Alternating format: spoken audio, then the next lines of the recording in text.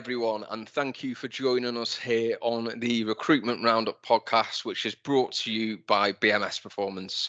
For those of you that are joining us for the first time, BMS Performance is a specialist sales and marketing recruitment consultancy. For the last 30 years, we've been helping businesses across the UK recruit for vacancies at every level. I'm your host, Mike Leather, and every week I'll be joined by a new guest where we'll get stuck into the latest trends in regards to recruitment.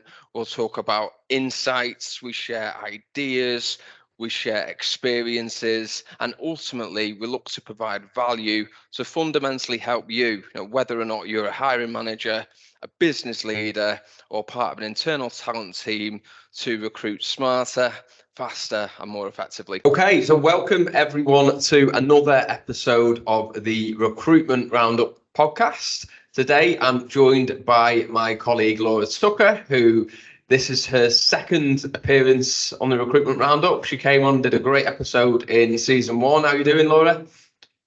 Good morning. Yes, I'm very well. Thanks very much, Mike. How are you? I'm all right. Very good to be back. Very good. Glad to have you back and looking forward to another exciting conversation. So this episode is for any company that partners with several recruitment consultancies at the same time.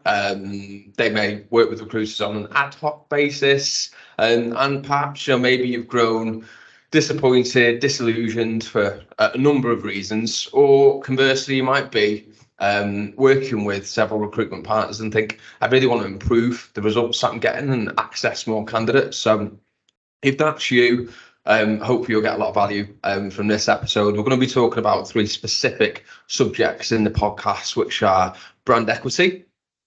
We're going to be talking about how the viewpoint of using lots of recruiters at times can be flawed, opposed to partnering with a select few or even working exclusively. And then we will be finishing off with the benefits of working exclusively or partnering with a small number of recruiters in terms of what impact that can have on the candidate experience and furthermore your employer brand. So excited to get into it. Let's kick off. Laura, I wanted to start with the brand equity point. This was something that you wanted to talk about. I thought it'd be a good place to start. So people might be listening to this thinking brand equity, I've heard of the term in another context, but what does the phrase mean? It's a good one. I think a lot of, whether you're a small startup or you are a family run SME or you are a multinational Nike, Facebook, whatever, global corporation, you have a sense of brand and values, and therefore you are looking to look at your own perception in the marketplace, whether that is to a consumer or to employees joining the business. And ultimately, the businesses that we work with all have a customer marketplace that will perceive them. And it's about, I think, looking at the value of your brand, how you are perceived online, how you are perceived by employees that work for you, how you are perceived by your potential customer marketplace, from the way that you set values, you set your value proposition and you stick by that. So I think there's been, if we think about how Nike through the years have retained their brand position and how they've stayed true to their brand, and that will all come from how the kind of people and the kind of role, the profile of person they recruit, the journey that person goes through in that process, and the onboarding to the training to the living and breathing the brand. I think it's all about that, perception and perceived value by your audience or your market. It links fairly closely to employer brand, doesn't it? I think we've spoken a lot about, but it feels a bit more of a meaty subject, does brand equity. So important, isn't it? If we focus on this specifically for recruitment, what does brand equity mean in your view in the world of recruitment? I think that a lot of companies forget about their brand in that recruitment process, because recruitment is sometimes a headache, an inconvenience. It's stressful for hiring managers, for HR teams. It is stressful, and especially if you have more than one vacancy, in your team at one time, it's becoming a pull on you as a hiring manager and your day job and keeping motivation in your team. So I think people then forget about their brand and their values and their company and how we want to be seen by the marketplace, and they go for a quick, we need to fill these roles. So if you get recruitment right and you think about who are we, let's think about the way we're going to approach this piece of recruitment, the type of company we're going to partner with, what values we want to see in them, and know that we've got the right people working on our behalf. That could be even an extension of our brand. We are staying true to what, how we want to do things, and then therefore we've got a better chance of bringing in people that are also true to our brand. And a successful person that could be one of our future leaders, could be a real shining star in the future for us. So a lot of people get that wrong, and it spirals because how did they get it wrong? How did they get it wrong? Just to pick up on that point. I think instead of that, looking at recruitment, thinking this is part of, this is our culture piece here. We recruit as part of our culture and our brand. We actually go for recruitment as, we've got a headache, we need to fix it quickly. We need to reduce the amount of time I'm taking out of my day as a sales manager and my time, and get this solved with minimum disruption. Now, a lot of people traditionally have gone, right, let's farm this rollout to 4 or 5 recruiters as fast as we can. That means we'll get the most access to the marketplace. I'm not taken away from my day job because I can send an email or get HR to do that for me. We'll give them all a chance so that we get more candidates in a talent pool, and we're surely going to win. We're going to win out of that approach. And I think they forget that actually the reverse is true. We're going to go into that in a fair bit of depth, aren't we, on the next point. I mean, you hear about companies, don't you? And companies do say this to us in the sense of, we want to recruit someone that's aligned to our brand and our values, and that's where I guess the brand equity piece can also slot into it as well, can't it? Companies want to recruit people that they think fit with the culture. Culture is a massive part of brand equity as well. Why do you think this matters so much right now, if we touch on the current market conditions and the sales recruitment landscape? I think there's 2 pieces here. I think one is around candidates and how we live in a very tech savvy, social media presence driven world. AI, any platform you can access, you can find data on companies, you can find reports, you can also, candidates are more savvy. So they will go online, they will do their due diligence, they will look at Glassdoor, they will look at reports, they will look at LinkedIn, they will look at Twitter, Instagram. They've got access and they are clued up on this, especially the sort of younger generation that are moving through from graduates to first, second jobbers in the sales industry. They're really aware, and they won't consider even being in the mix as a candidate, applying direct or being part of a process, unless they've done their own research on this. So they're very able to make their own conclusions from those platforms by themselves. And I think something like ridiculous, like 80% of candidates now will consult a social media platform before they decide if they're going forward I was looking at some blogs the other day, and so there's a very people are aware and informed. So your brand matters. Well, if you think about Gen Z, we'll call it that cohort of people that are born in the right period of time to be Gen Z. Unfortunately, I'm definitely not one of them. Far too old. But I was reading the other day that I think over 50% of Gen Z persons get their news from social media. So the majority being TikTok. They don't actually sit there and watch Sky News like I do. most of the time because I'm boring. Yeah. So it fits in quite nicely, doesn't it? Into that brand equity.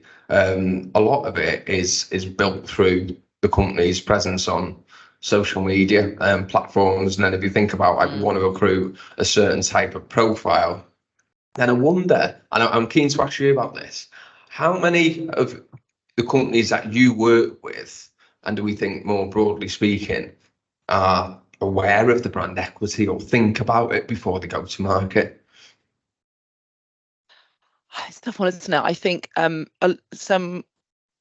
lot of corporate companies, bigger companies, have got maybe more resource and time to put into talent functions where they can put together marketing information to send out and give an impression of their business. They can make really interesting career pages, for uploaded of case studies, videos and testimonials of their employees. I think the heart of your own employees is the other bit on that, is that if we talk about brand perception and brand value, we talked about online presence and candidates that look for that to see and make their conclusions. But the other bit was the internal side, I think, and employees within your company right now and what they would say about you. So if you surveyed them and, their longevity in your business, your general turnover of staff, start asking questions. Why is that?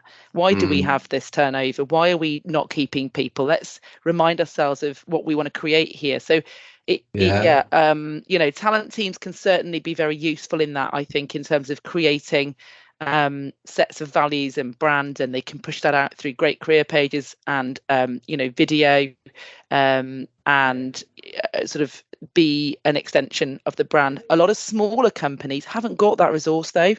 So this is kind of where a good recruitment partnership comes in really nicely, because smaller companies still have their own values, and that could be that they were set up as a family business 25 years ago and they've stayed true to certain values in manufacturing or whatever it might be, and they've grown in that way, but they haven't got the money and resources to put into a really flashy website or upload social media videos as for everything and be huge on Instagram. They need a recruitment partner to become almost like an extension of their brand and do their PR bit for them. So a lot of companies though don't realize the value of this until they've had a really bad experience in recruitment. Protect it at all costs is my advice, because you just touched on something then that can impact brand equity, and that is attrition. Definitely, it doesn't take too long for certain companies to get a reputation that they might not deserve within a talent pool. But I want to finish off on this point by asking you, how can the partnerships that a company chooses to have with recruiters impact their brand equity? So it's something that's becoming more, I think, important to us as recruiters, to know our values as well. So what we stand for, and therefore where we pitch ourselves. But from a client perspective, they should demand more from their recruiters. They should be willing to invest themselves in that upfront time, I think, to build a partnership, make sure that they get this right, and that they set some values and ground rules, and that the recruitment partner that they work with is someone they feel they can trust, someone who has got the area of specialism, so they recruit for the right roles. They've got a history of doing this. They've got maybe a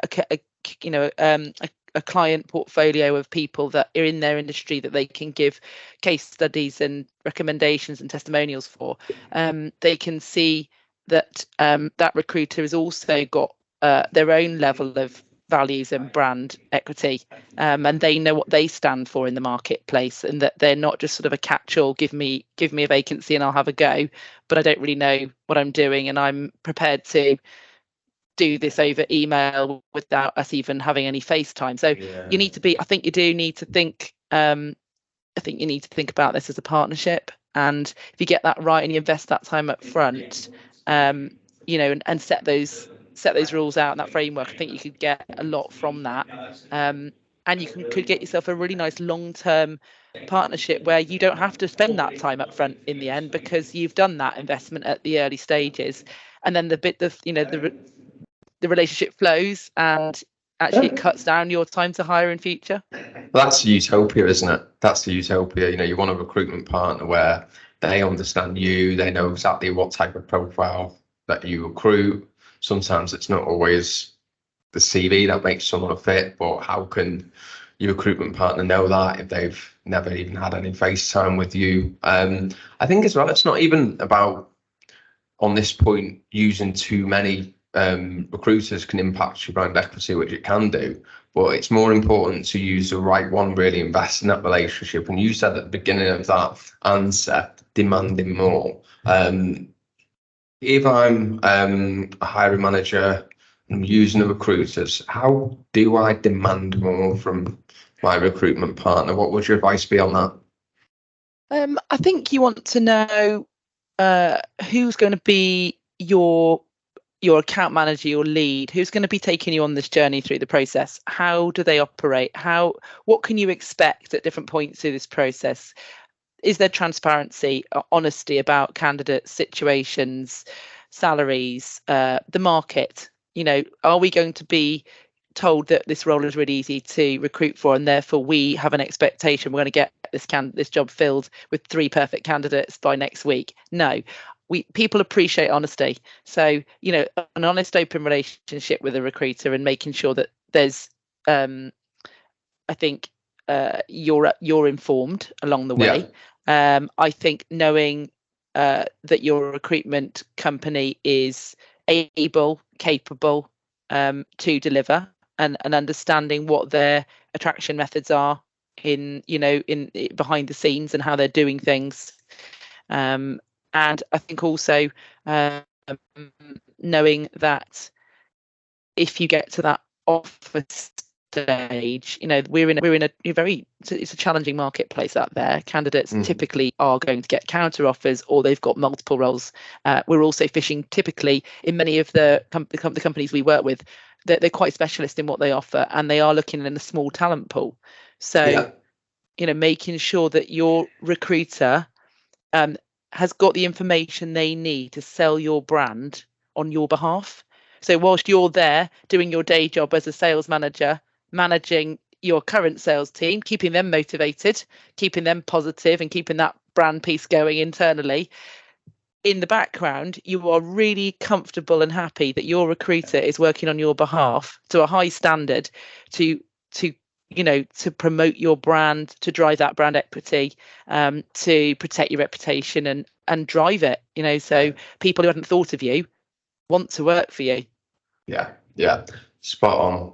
Totally agree. Great way of underlining that point. And I think moving on, it's easy to conclude from a theoretical perspective that if you work for a company and you're a hiring manager and you've never worked in recruitment before, I totally understand that you might think, if I use loads of recruitment partners, post my job on every job board that I can afford to do so, I'm going to get more candidates, I'm going to fill my role quicker. What's your view on that? Well, this was a very sort of typical thing that happened in one of the early days of my recruitment career at BMS. I'm talking, a good 17, 18 years ago, maybe. And this was, unfortunately, the norm. And weirdly, we worked in this way and we didn't challenge it. But I think it's often the misconception, isn't it, that the more I push this out to the more channels, to the more ways of advertising, I'm bound to get more. And therefore, that's more choice for us, and that's a higher selection. And therefore, I must be able to recruit my vacancy faster. Now, unfortunately, the reverse is probably true, because if you flip that on the side of A, the recruiter, and B, the candidate on the other side of that, you are being perceived in a certain way in the ether. So you farm that role out to 4 or 5 recruiters. have you invested, that time up front with 4 or 5 recruiters? Are you likely to? No, because if each brief takes you half an hour, 40 minutes, an hour, don't have time, and you're trying to get a feel for these people, you haven't got time to do that in your day job. You're running a sales team. You may have more than one vacancy. This is not good use of your time. So, you don't spend that upfront time knowing, have I got the right recruiters? Do they understand the brief? Have they all understood the information? Have we got the accurate interpretation of my brief? Because again, you get dilution of the brief, you get misinformation, you get inaccuracies. So therefore, that is then passed on to a potential candidate, and they think they're going to get a car allowance. No, we only offer a car. They think they're going to get an uncapped bonus. No, it's actually an annual bonus of 20%, and that's that. So we've got so many things here that are going on. The other thing is that, if a candidate is approached by multiple recruiters, and that is often the case in this scenario because you're generally fishing from a small talent pool. If I look at medical industry, technical construction industry, there's a small talent pool of good people. So four recruiters approach one candidate proactively on LinkedIn or wherever it might be, that candidate's going to start to question, why is this company using so many recruitment companies? And why are they so desperate to speak to me? What this is, screaming here of, they're desperate. Do they have a hiring issue? Do they have a staffing issue? And why am I being approached by so many people? And are they even aware they've got control over this? So that's a turn off. That's a massive turn off for most candidates. And candidates especially tell us at a higher level you go as well. It's true at any level, but the higher you go up, the more of a problem this becomes. I've found anyway in my experience. Senior candidates find this slightly insulting, to be honest. And you can understand that way. So all of a sudden, this company is devaluing their brand, and they are diluting, something great, because they've just gone for that sort of what they think is the time-consuming, the time-saving approach. Yeah, and with this point, it was made in the sense of a lot of companies just don't know. No. And this is the purpose that we're talking about this, and I want to get quite factual with some of the other questions I'm going to ask you in a second, but it's to give perspective from our side as well, because we've got the experience of working with candidates and talking to them about this, and we know what the impacts are on us when we've been in a situation when we're up against lots of other recruiters and it's an ultra competitive situation, and that can have impacts, can't it? I mean, specifically on the amount of time that your recruitment partner can actually spend assessing candidates for you. If you're saying to your recruitment partner that they are one of 5 recruiters working said vacancy and it's a fairly specific search, then naturally that recruiter has got a 20% chance of filling the job. So there's a limit to the amount of resource they can actually spend invested in the attraction methods. And equally, when they get hold of a candidate, because they're in a situation which is race to the bottom, they can't physically spend as much time assessing them and screening them and doing a quote unquote proper job, which I'm going to come on to in a second. Their mindset is, I best get this candidate over as quickly as I can, because I know I'm up against 5 other recruiters. So I just need to get them over because I don't want to miss out. Yeah, agreed. And it's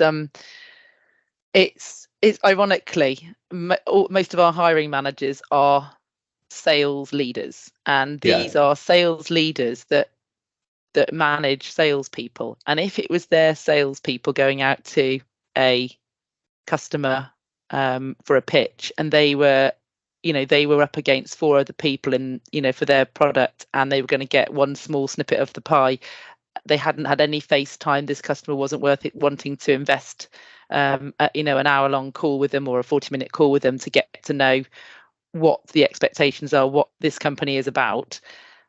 Would they encourage their own salespeople to go for that business? Probably not. And that's if they can start thinking how a recruitment business might then feel about this. It's not that they don't want to work it, but it's the quality of work, isn't it? And the quality of the relationship. It's like, is this good business for us to invest? Now, we could be lucky, we could win this if we throw a CV and hope it, but that's not really how we want to work, and that's not how the industry wants to be viewed. It's a transactional relationship, in my view, rather than a recruitment partnership. And time is everything to a recruitment consultancy, whether it's us, whether it's any of our competitors or any other recruiter that recruits in another discipline. The time is finite, and the more commitment you can show to your recruitment partner, the more time they can spend on your vacancy. The more time they spend on your vacancy, the wider access you have to the talent pool. And that becomes really difficult when you're in a situation whereby you're up against lots of other recruiters. So it impacts the size of the talent pool. It can impact the amount of time your recruitment partner can physically be expected to assess the candidates.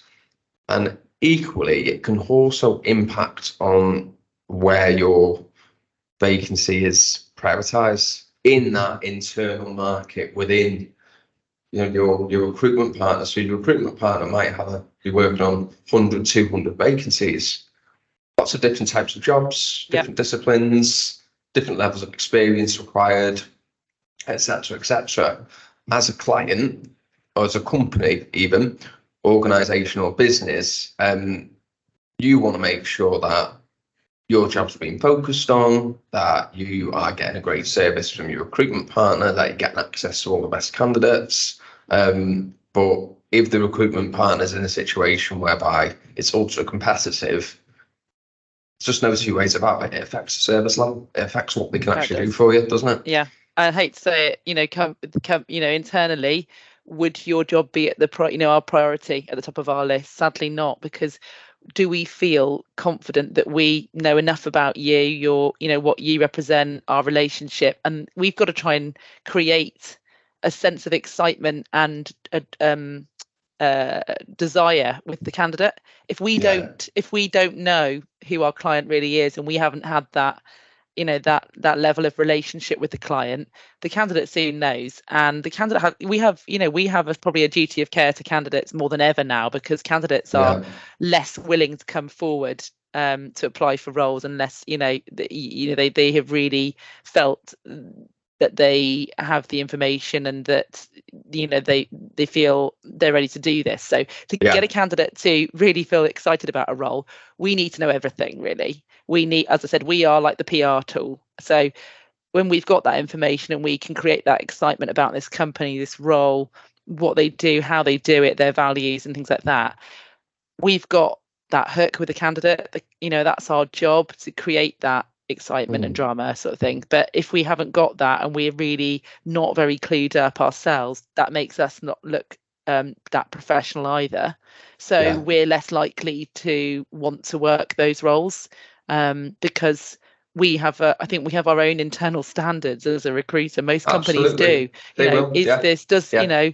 I want, you want us to be seen as the experts. And I think it's sort of half-hearted, isn't it, at best, when you want to find companies that are out there doing a bit of a hope this, I'll throw something and hope it might stick at the other end. It's very sort of lucky dip. Yeah, absolutely. And I hope what people listening have got from this section is, in essence, how to get more out of your recruitment partner relationships, because that was the purpose of this. And to finish off with giving people advice on it. So if I'm someone, I'm listening to this, it's resonating with me, I'm thinking, I'm actually doing that. I've got 4 or 5 recruiters working on their job and getting CVs coming from everywhere. I don't feel like any of them are massively right. If I'm in that situation, how would I or should I approach that with my recruitment partner? Like, what questions can I ask them to fix this potentially? Yeah, I think certainly open questions about what what they're seeing, why are we not getting this, and most recruitment partners will then tell you, we need to know more about the role, the challenges, the good parts of your business, your USPs, your values. We need to be able to sell this more effectively. We need to know the highs and lows, because candidates are informed. They will want to know things that meet their own career motivations and drivers to leave a role. So we need to have that information ready. And I think the other thing is knowing about the general market. So a lot of companies approach this thinking that the market is in favour when it might not. It certainly might not be. So again, they need an honest, informed opinion back from people who are close to the candidate landscape, which is us and other recruiters out there like us. And kind of, if they're prepared to listen to that, we can give them, through the tools that we use, whether that's talent insights, whether that's the data that we keep internally on our own candidates with the right, the certain sector backgrounds. We can give them that, and we can give them the realistic view, so they're not going into this feeling that they are being misled, or that there's going to be an outcome that's actually really unlikely to happen. So if they think they're going to get some 5 candidates that are all going to work off 25 grand and have 5 years experience, we need to re-educate them on that. Okay, great. So I want to finish off by getting your opinion on how many recruiters, in your view, a company should partner with before they run the risk of having too many, because we've discussed that having too many, or not the right ones, really invest in those relationships, can conversely prevent a recruiter from being able to do a proper job, because they just can't afford to spend the time. They can't apply the required level of resource needed to give access to enough of the talent pool. This impacts sometimes the hire. So if you're in that situation as a client, and you aren't getting this type of feedback, which many clients don't, then naturally you're going to be in a position where you might have a bad impression of the recruiter or the recruitment market in general. So what would your opinion be on that, Laura? How many recruiters should a company consider partnering with before it gets too many? I'm going off my own experience here and what we get as feedback from HR teams, talent teams and hiring managers, but I'm also really open to hearing other people's views on this. But I think what I won't say, Mike, is that the right decision is to always go with one, because I think certain roles warrant different things. So I agree with you. And I think certain whether you go down a contingency approach with 2 recruiters versus a retained approach with 1 partner for a very niche specific role in very, very time pressured conditions, for example, that is often to do with the level of the role, the industry experience that person needs, other soft skills, whether they need to speak languages, things like that. So I think there are points where a retained single recruiter option is the right option. And I think that a sensible choice for many companies is to invest time in 2 recruitment partners that they have selected based on the sort of industry sync and parallels in terms of what they can offer and their expertise in the market.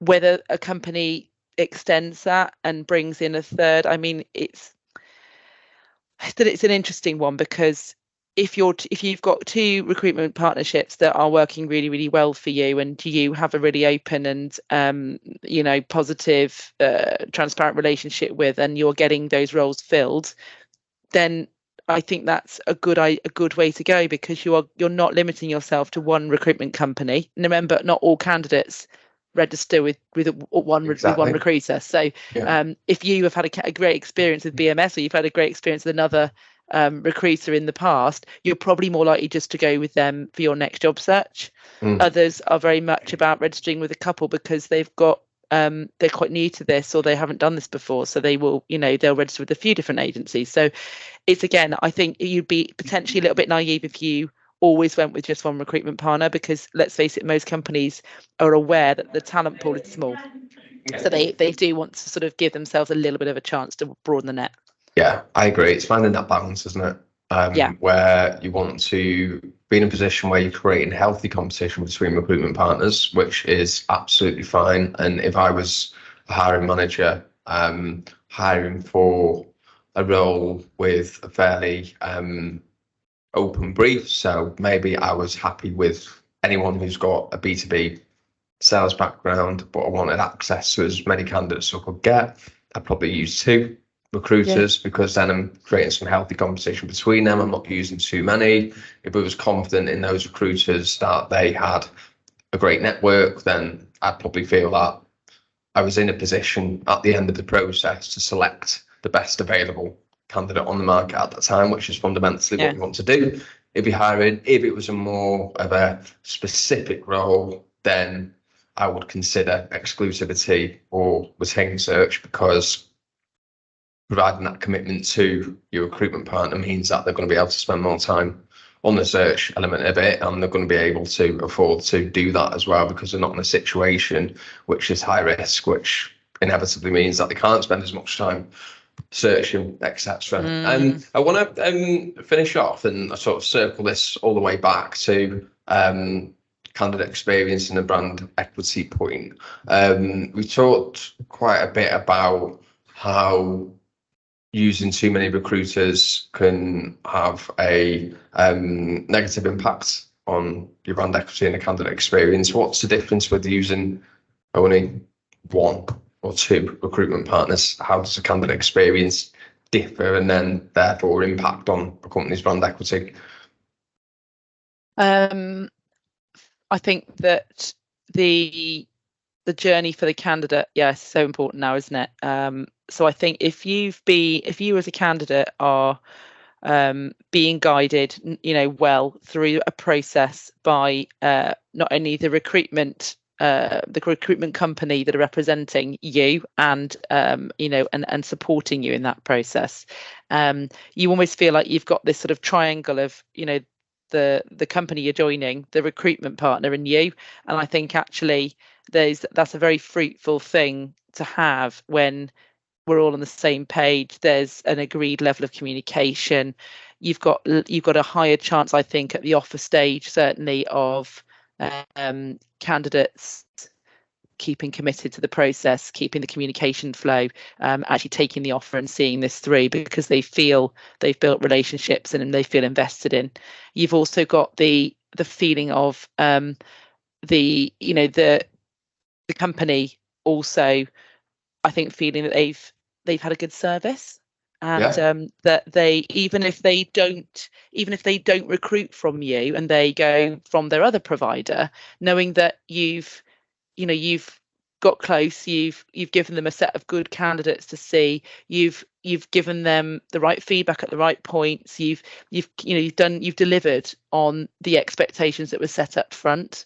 And I think, again, with you've got candidates that are meeting their brand values, and bought into that, and you've delivered the right information, I think, on that as well. Yeah, absolutely. On that point as well, with the brand values and the candidates that are able to meet with them, we can do that if we're working in a healthy, competitive environment opposed to an ultra competitive environment, because we can spend more time with the candidates on the assessment piece, because we're not in that environment where we feel like it's a race to the bottom, we've got to move really, really quickly. And because of that, you can't spend enough time interviewing, assessing them rigorously, like you can do if you're working more closely. Yeah, agreed, absolutely. Yeah, and I think it's also really, we as recruiters enjoy getting close to our clients and understanding about their brand and being seen as someone who is trustworthy and an expert and able, hiring managers expect us to promote their brand and know everything in their absence, and get candidates prepared to a level they expect at their assessment day or their interview. So they expect us to brief them in the right way, and candidates are grateful for that, because they, each company has their own assessment. They want to put the best foot forward, don't they? Yeah. Whenever they're going to an interview. Okay, well, I think that's a nice point to finish off on, and that brings us to the end of the podcast. So thank you once again, Laura, for coming on. Great to have you on again, and really appreciate all the knowledge and insights that you've shared. I think people will have got a lot from that. I certainly did. So yeah, really appreciate you coming on. No, well, thank you very much for having me, Mike, and it's always a pleasure to to speak with you. So yes, if again, if anyone from today wants to follow up or connect as a hiring manager or candidate, or pick up on the points, then feel free to search Laura Tucker on LinkedIn, and I'll respond from there. Thank you. Brilliant. Okay, so thank you everyone for tuning in, and we will bring in another episode to you again next week. So we hope you guys can all tune in or watch on YouTube then. Thank you. Bye. Well, that wraps up another episode of the Recruitment Roundup podcast. Thank you very much for listening to the show, to watching the show. We really appreciate your support. It would be absolutely fantastic if you could give us a rating on Apple, on Spotify, give us a review. Any feedback really helps and is massively appreciated. So thank you once again for joining us, and we will hopefully see you again next week.